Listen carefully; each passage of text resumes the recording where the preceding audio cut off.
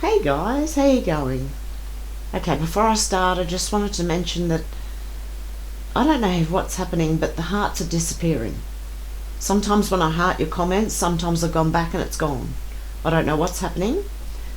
Comments are disappearing as well, guys. Keep trying, please. I don't know what's going on, not to be honest. Okay, and also, I just want to let you know that at the moment, you're going to get more truth on Twitter than you are from your mainstream news. Now, even if half of Twitter is wrong, or fake news or whatever, you're still going to get half the truth compared to getting none from mainstream news whatsoever at the moment. They'd probably do one sort of truthful article in about 100 or maybe 1,000 at the moment. So, okay, this is from The Australian. You have to pay, and I'm not a member, so if they keep proving themselves to be patriots, then I might pay to join them. But the Foreign Relations Bill will be introduced to Parliament next week. It's the end of the road for foreign agreements. It'll test Labor, Greens and crossbenchers. They're either with Australia or foreign entities. So I'll put the link down below. I don't know if any of you guys have a membership with The Australian, but in case you do, I'll put it down below anyway.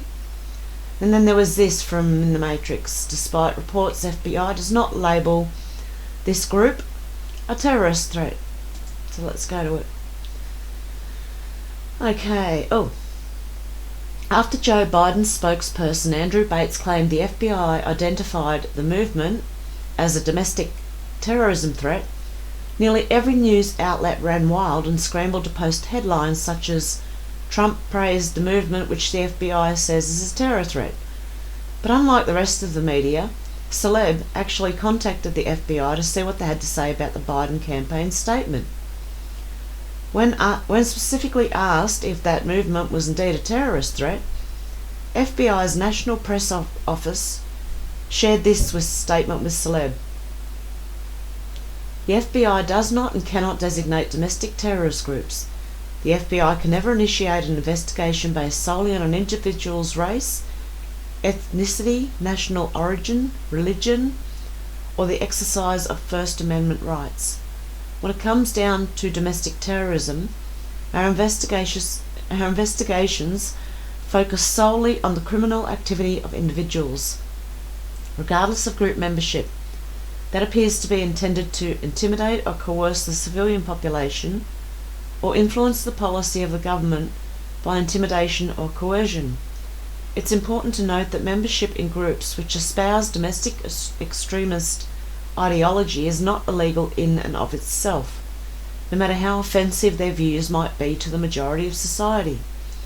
Membership in a group is not a sufficient basis for an investigation. Exactly, they have to be doing actually really violent. The whole group would have to be just, oh, come on. I don't know. But we're not. We know. We know that we're not. We know that the army has this. Bates had said that President Trump just sought to legitimise the conspiracy theory that the FBI has identified as a domestic terrorism threat, after Trump acknowledged and praised the group during a press conference at the White House last week. I've heard these are people that love our country, Trump said, so I don't know really anything about it other than they do supposedly like me. When a reporter brought up the movement's followers believe that he is trying to stop a satanic cult of pedophiles, Trump replied, "Is that supposed to be a bad thing?" Since then, the movement has dominated the mainstream media headlines, which is giving it a lot more coverage, which means that a lot of people are going to be looking to see what it's all about. In an exclusive interview yesterday with one of the movement's top supporters, Liz Crogan explained that the movement is a military intelligence operation. The goal of the movement is to wake up the public to criminal activity that the cabal is involved in. The conspiracy is often mocked in the media, even though the movement's posts intel such as alluding to Jeffrey Epstein's arrest before it happened, At the end of the day, for argument's sake, how is the movement a bad thing? The movement encourages people to do their own research and think for themselves, Krogan said. The movement is exposing some of the biggest traffickers on the planet. So even if the movement is fake or doesn't turn out to be Trump or military intelligence, how is it bad? It's uniting people to stand up and speak out against child predators. That is not a bad thing. Department of Homeland Security Acting Secretary Chad Wolf told CNN on Sunday that the movement was not a significant threat. I look at all the threats facing the homeland. This is not one that rises to a significant level, he said, although later condemned the movement community. When CNN anchor Jake Tapper brought up the FBI's so-called labelling of the group as a domestic terrorist threat before he got our memo, Wolf replied, "I don't have any reason to believe anything different from the FBI," he said. Wrong. In fact, very few articles actually cited any kind of proof, but the Chicago Tribune linked to a Yahoo News article upload of May 2019. FBI bulletin from the Bureau's Phoenix field office, which mainly mentions specific individuals who've been a threat. Obviously, the bulletin was greatly exaggerated, and that's basically how the fake news started. Well, I was close. After a follow-up email to the FBI requesting legitimacy... Sorry, I thought I missed a bit. Of last year's bulletin at the local Phoenix office, the FBI shared another statement with Celeb basically saying that local FBI field office sometimes share information but no mention of confirming a threat. While our standard practice is to not comment on specific intelligence products, FBI field officers routinely share information with their local law enforcement partners to assist in protecting the communities they serve.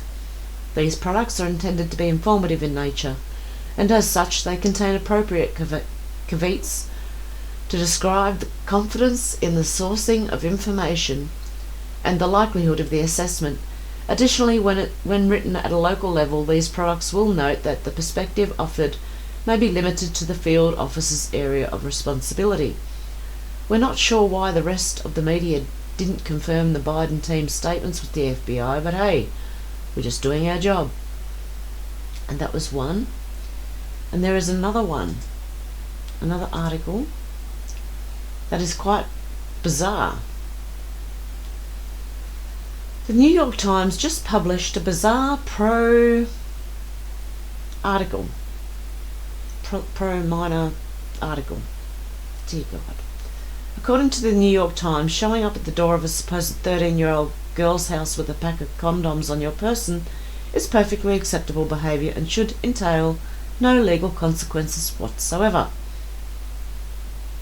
The New York Times is defending them. Convicted of sex crimes with no victims, an online sting operation to catch child predators snared hundreds of men. But what were they really guilty of? Well, this guy who turned up with a pack of condoms turned out to be a cop. It's not the first time the Times has engaged in apologetics for these people, but lately there seems to be a shift from the theoretical to the practical. It's a very different discussion to talk about people's potential attractions to pre-children than to talk about people acting on those attractions. I'm trying to talk in code because I don't know what words they're going to aim at. I have no idea. The current article reads, "Was this an elaborate game?" Again, she claimed to be 13. The photos seem to tell a different story, and the gaming chair she was seated in looked too expensive for a kid. She used slang a 13-year-old probably wouldn't know, like FTP, expletive, the police, that originated in 80s hip-hop. The vulgarities and snide tone seemed too adult. Her texts were full of lols. Was she an immature teenager or a sly adult? It was a 20-minute drive to the house in suburban Vancouver. After stopping for condoms, he arrived at 7 p.m, 3.5 hours after their first emails. She came to the door just as she said, in torn jeans and grey sweatshirt. As beautiful as her photo. She didn't look 13 at all, more like she was in her 20s. The alleged perpetrator referred to throughout the article is a man known as Jace Hambrick. He maintains he's innocent. His mother has started a blog in his defence. They claim that he did no wrong, despite the fact that the undercover police officer repeatedly told him she was 13, and he still bought the condoms and drove to the address she gave him. Apparently the New York Times liked what they saw in the blog, picked up the story and ran it just today. The Times is increasingly having a strange relationship with this public and the rest of the world. And that's just a bit creepy. Also, did you know that every household in Australia is paying more electricity, like $1,300 a year on their electricity bills, due to climate policies and renewable subsidies? If you really wanted cheaper power bills, you support One Nation Australia in scrapping all climate policies. Then just a couple of tweets here. Tim Cardella. The media, household, chemical companies and big pharma have turned our country into a collection of weak, germophobic wussies. We need to get back to being fearless without being all that reckless. We shouldn't fear an acceptable degree of risk. Zero risk makes us timid. And this one from McMurdo Sounds. Pharmacare End Times. At the end of times, the merchants of the world will deceive the nations of the world through their pharmacare.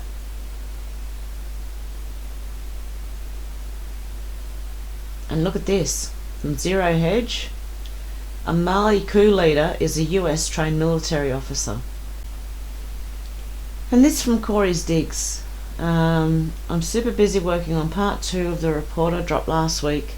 This part involving players is mind-blowing. Read part 1 now, critical info everyone should know. Protecting US bulk power system and technology from bad actors, part 1.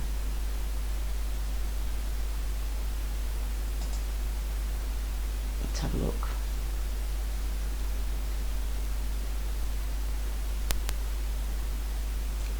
Need to really make that a lot bigger for me. I should scroll wheel next time. Just make it a bit bigger. Okay, with all the distractions taking place throughout the US, there are some critical developments in the electricity and energy power sector that people should be paying attention to. On May the 1st, 2020, President Trump signed executive orders securing the United States bulk power system, which was one of the most important executive orders to date. Yet it was a blip on most people's radar. In fact, there have been a string of key executive orders and bills put in place regarding the power supply and technology sectors to protect the US from potential harm. While all eyes have been on 5G and Huawei, few seem to be paying attention to the bigger picture: electricity, solar, climate change agendas, manufactured parts, foreign interference and outsourcing, essentially our entire powered infrastructure. There are 3 individuals who have played vital roles in taking advantage of the US, running specific deals to benefit China, and focusing on monopolising the energy and technology industries, among others, from high positions of financial authority, 2 of whom have flown under the radar with most people. Does that sound familiar to anyone in Australia? Same thing going on right around the world. To understand the significance of securing the US bulk power system, which provides the electricity that supports our national defence, vital emergency services, critical infrastructure, economy and way of life, below is a timeline of some key events leading up to this executive order, President Trump's mindset on this long before he became president, and critical events that followed the order. Part 2 examines 3 specific individuals who have been running details in a small circle for decades, with connections to familiar faces. Okay, timeline of events, EOs and bills. 2012, former President Obama's Department of Energy put together the Island Playbook so Richard Branson and the Clintons could carry out their 10-island pilot program, which resulted in over 20 islands and has expanded to include Bill Gates, George Soros, and numerous others, whereby they are installing solar panels and wind farms while also building sustainable infrastructure and taking over the tourism industry to these islands. Corey's Digs did a 4-part extensive report on this in 2018. And I'll put this down below too, the link for this, guys, so if you want to go and have a look. March 23rd, 2012, Trump tweeted that the Chinese want to steal our jobs and technology. That includes so-called green energy, which they make but don't use to an extent, like good old-fashioned oil and coal. They like good old-fashioned oil and coal. November 6, 2012, Trump tweeted out the concept of global warming was created by and for the Chinese in order to make the US manufacturing non-competitive. In fact, between 2012 and 2015, prior to his presidency, Trump tweeted about the climate change hoax 38 times. Most of his tweets point to the fact that they changed the term global warming to climate change because it no longer fit their narrative, being as temperature increases weren't in alignment with their tales, and this gave them the advantage over the narrative no matter which way the temps went. He also points out the World Bank and former President Barack Obama's involvement. And I've been saying that for ages. When they start changing the name of something from global warming to climate change, corona to COVID, you know that there's a problem, that they can't make up their mind what they want to call it. Okay. Why is Barack Obama wasting $70 billion on climate change activities? When will he ever learn?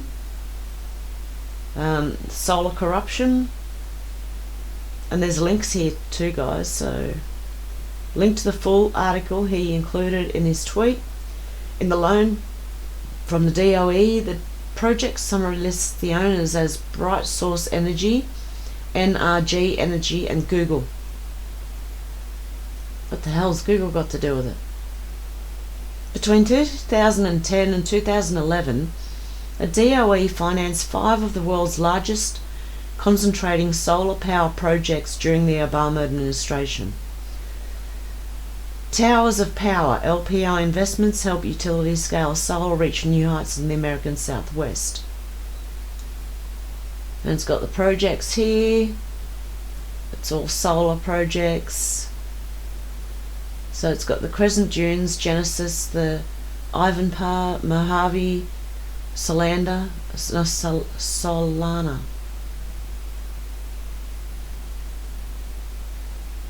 And it's got the location, the loan amount, the issuance date,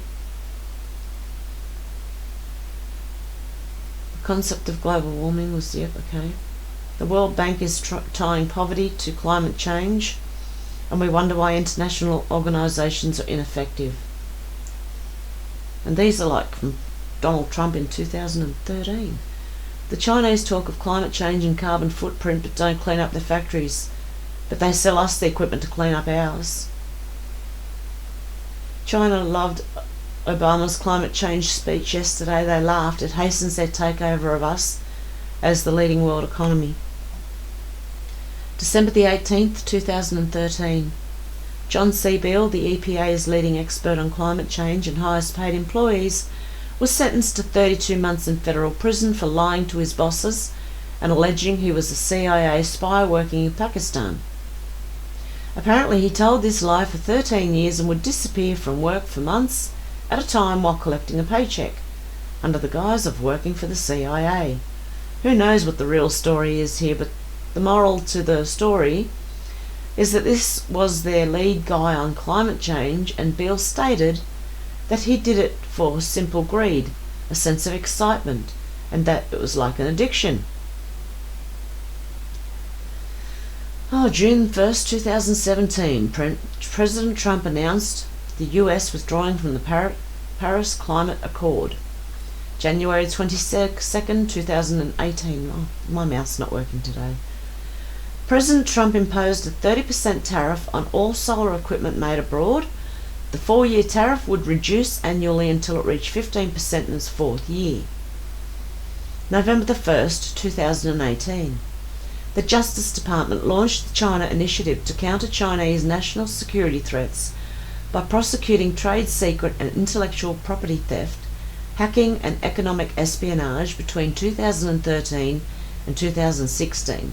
The DOJ did not charge anyone with spying for China, but between 2017 and 2018 they charged 3 people.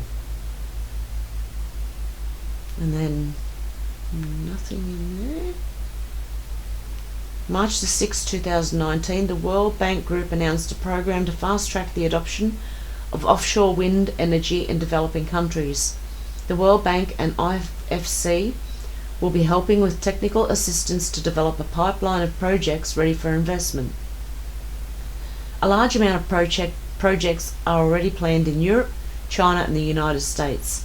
Offshore wind accounts for $26 billion in annual investments, and they anticipate $500 billion in investments by 2030. April 14th, 2019. Trump tweeted that it is not good or acceptable that Chinese telecom giant Huawei was hiring a former Obama cybersecurity official as a lobbyist. Trump tweeted about allowing Huawei to buy product from our high-tech companies that will not impact our national security. Amounts of agriculture product from our great farmers at the request of high-tech companies and President Xi.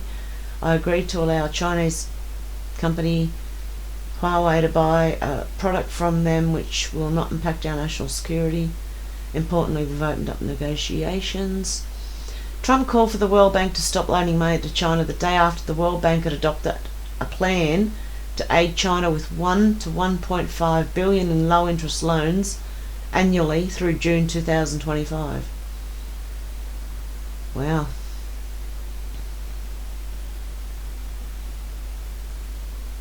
February 6, 2020, US AG William Barr spoke at the China Initiative Conference for the Center for Strategic and International Studies. During his 30-minute speech, he said that China wants to own the world. In 2015, the Chinese leadership launched its Made in China 2025 plan, a sustained, highly coordinated campaign to replace the United States as the dominant technological superpower. They have mobilized and invested hundreds of billions of dollars in this, while also carrying out espionage. He spoke about the level of theft China has carried out on the US technology, and went on to speak about their attempt to dominate 5G. Barr stated that 5G technology lies at the center of the technological and industrial world that is taking shape. In essence, communications networks are not just for communications anymore. They are evolving into the central nervous system of the next generation of internet, the industrial internet, and the next generation of the industrial systems that will depend on that infrastructure. This field could generate new economic opportunities to the tune of $23 trillion by 2025. If China continues to lead this field, it would give them full control to surveil and control shutting off other countries to communication access, which is a grave threat to national security and economics across the board. China has already captured 40% of the market and is moving full speed ahead, primarily through Huawei. Currently, Nokia and Ericsson are the only 2 companies that can compete with Huawei. Barr's speech goes into extensive detail as to how 5G will affect the future of the world. It's a must listen. And I think there's a link to it. March the 12th, 2020, Trump signed Bill H.R. 4988, Secure and Trusted Communications Network Act of 2019, which is a mechanism that prevents communications equipment or services that pose a national security risk from entering US networks, and a program to remove any such equipment or services currently used in US networks. This stemmed from the original rip and replace bill to remove old Huawei and ZTE equipment from networks.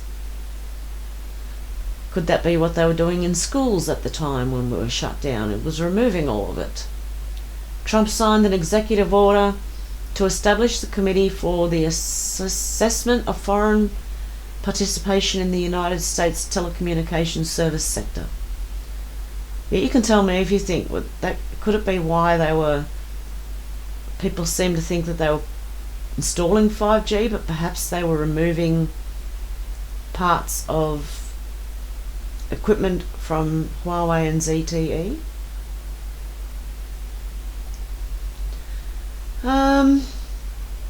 Trump signed an executive order on securing the United States bulk power system to prevent foreign adversaries from exploiting vulnerabilities in the United States bulk power system, which provides the electricity that supports our national defence, vital emergency services, critical infrastructure, economy and way of life.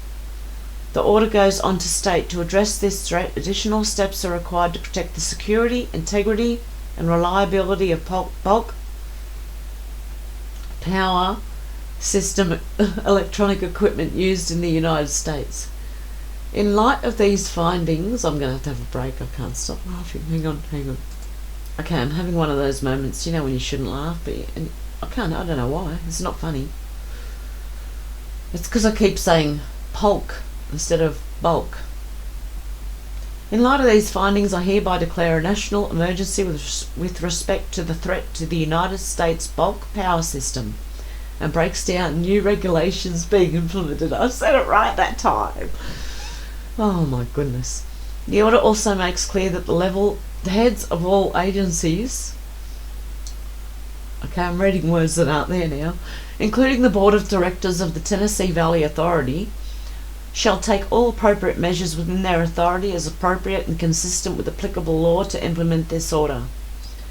Many may recall the live meeting President Trump had with employees of the TVA regarding losing their jobs to foreign workers and concern of how the corporation is running things.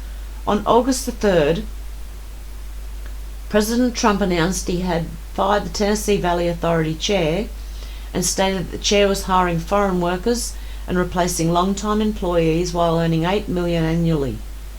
The TVA is a federally owned corporation that provides flood control, electricity generation, fertilizer manufacturing and economic development to most of Tennessee and parts of Alabama, Georgia, Kentucky, Mississippi, North Carolina and Virginia.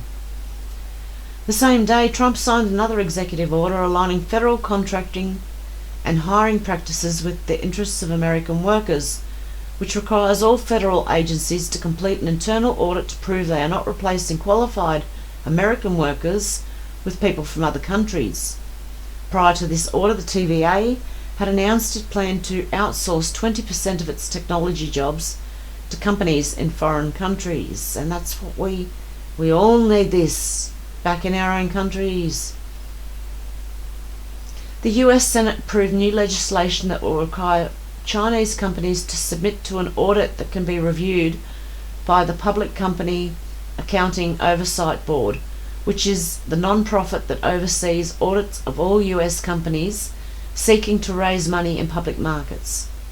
June the 2nd, 2020, two of Canada's largest telecom firms teamed up with Sweden's Ericsson and Finland's Nokia OYJ to build 5G networks, ditching Huawei for the project. Good on you, Canada. June 29, 2020. US senators introduced a bipartisan bill to boost US production of semiconductors, small chips that power smartphones, missile systems, solar cells, and a wide range of other products. The American Foundries Act 2020 would allow for $15 billion in grants to states for building and expanding on the semiconductor plants.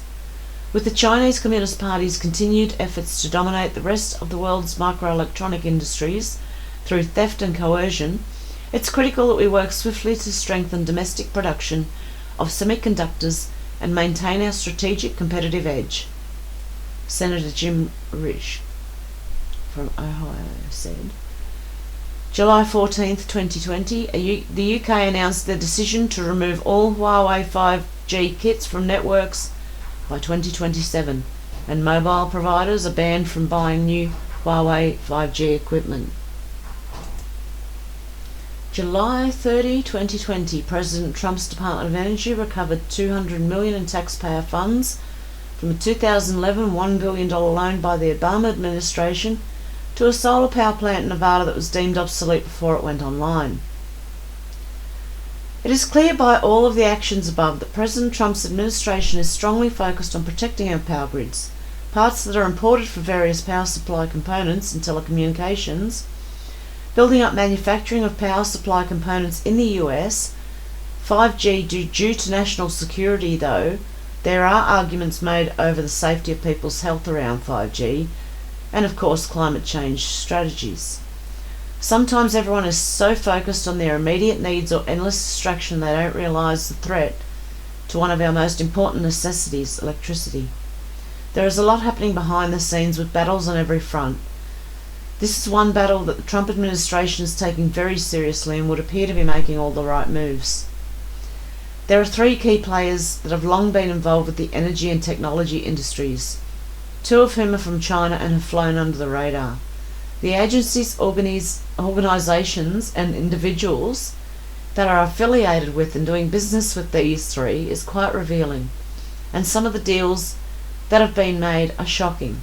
All three are still in play. Part 2 will examine these connections, coming soon. And if you'd like to support Corey's digs, I'll include this link down below anyway, so you can go over this yourself, because I'm sure there are more links inside, like here, the must listen. I'm not sure if it is a link, but it seems like one.